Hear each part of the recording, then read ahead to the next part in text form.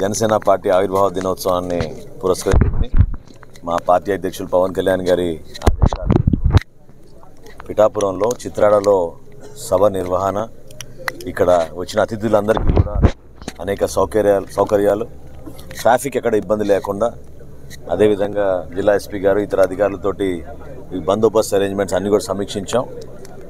కనీ విని ఎరగని రీతిలో అనే మాట కన్నా వర్తమాన రాజకీయాల్లో కొత్త ఆలోచనలతోటి ప్రజలు ఎవరు కూడా అసౌకర్యపడకూడదు. సభకు వచ్చిన వాళ్ళు, అదేవిధంగా సామాన్యులు, హైవే మీద వచ్చి వెళ్ళే వాళ్ళు ఎవరికి కూడా ఇబ్బంది కాకూడదని మా పార్టీ అధ్యక్షులు పవన్ కళ్యాణ్ గారు పదే మాకు చెప్పడం జరిగింది. అందుకు అనుగుణంగా మొట్టమొదటిసారి, బహుశా మీరు గతంలో ఎప్పుడు చూసుండ్రు, సభ నిర్వహణ ఒక ఎత్తు అయితే సభ పూర్తయిన తర్వాత ప్రత్యేకంగా ఈ ప్రాంతంలో ఉన్న పర్యావరణాన్ని దృష్టిలో పెట్టుకుని పవన్ కళ్యాణ్ గారు ఒక మంచి నిర్ణయం తీసుకుని పర్యావరణాన్ని కాపాడుకునే విధంగా, గౌరవించుకునే విధంగా పారిశుద్ధ్యం విషయంలో ఎక్కడ కూడా పొరపాటు చేయకుండా ఒక కమిటీ వేయమన్నారు.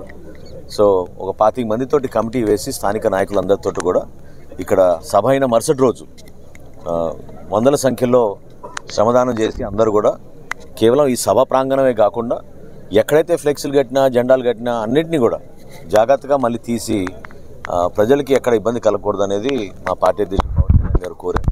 సో ఏర్పాటు విషయంలో కానివ్వండి, ఇక్కడ మేము ఒక టైం టేబుల్ ప్రకారంగా అన్ని ప్రాంతాల నుంచి ఎవరైతే వస్తున్నారో వాళ్ళందరూ పాల్గొనే విధంగా వివిధ నియోజకవర్గాల నుంచి, కోనసీమ కానివ్వండి, ఇటు పక్క కాకినాడలో కానివ్వండి, ఇవాళ మేము పాయకరావుపేట వెళ్తున్నాం, ఉత్తరాంధ్ర నుంచి కానివ్వండి, విశాఖపట్నం నుంచి కానివ్వండి, మన మెట్ట ప్రాంతం రాజమండ్రి నుంచి, జగంపేట నుంచి, అన్ని ప్రాంతాల నుంచి, ప్రతిపాడు నుంచి అద్భుతంగా ఆదరణ ఉంది. ప్రజలందరూ కూడా ఎంతో ఆసక్తిగా చూస్తున్నారు.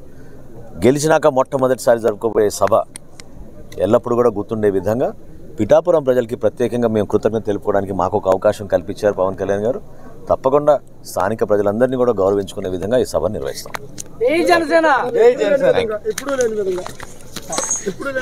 చూస్తారుగా, మీరే చూస్తారుగా.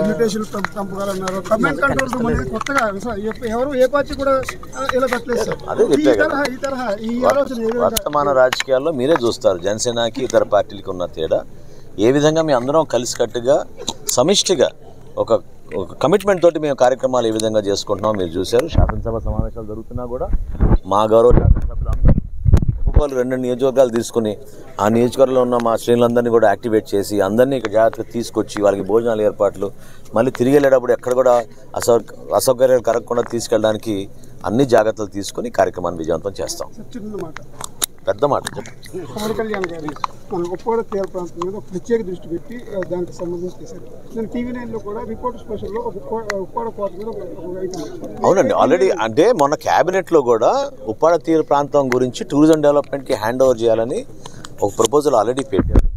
ఏదైతే తీర ప్రాంతంలో సముద్రానికి కోత గురవుతుందో అక్కడ ఆ ప్రాంతాన్ని మనం మరింత పటిష్టం చేసే విధంగా, అదేవిధంగా అక్కడ ఉన్న మన పల్లెకారులకి వాళ్ళకి ఇబ్బంది కాకుండా ఉండడానికి కోసం ఆ గ్రామాల్లో కూడా మనం అభివృద్ధి కార్యక్రమాలు చేసుకుంటూ ప్రభుత్వం నుంచి అందించాల్సిన సహాయం ఒక ఎత్తు అయితే కార్పొరేట్ సోషల్ రెస్పాన్సిబిలిటీ కింద కూడా కొంతమంది అక్కడ భాగస్వాములు చేసే విధంగా పవన్ కళ్యాణ్ గారు ఒక కసరత్తు మొదలుపెట్టారు. తప్పకుండా రాబోయే రోజుల్లో మీరు చూస్తారు ఈ ప్రాంతాన్ని అద్భుతమైన అభివృద్ధి కార్యక్రమాలు చేసి చూపిస్తాం. దానికి అనుగుణంగా ప్రజలందరూ కూడా ఇక్కడ ఉపాధి కల్పనలో కానివ్వండి, సంక్షేమంలో కానివ్వండి ఎక్కడ కూడా పొరపాటు లేకుండా ముందుకు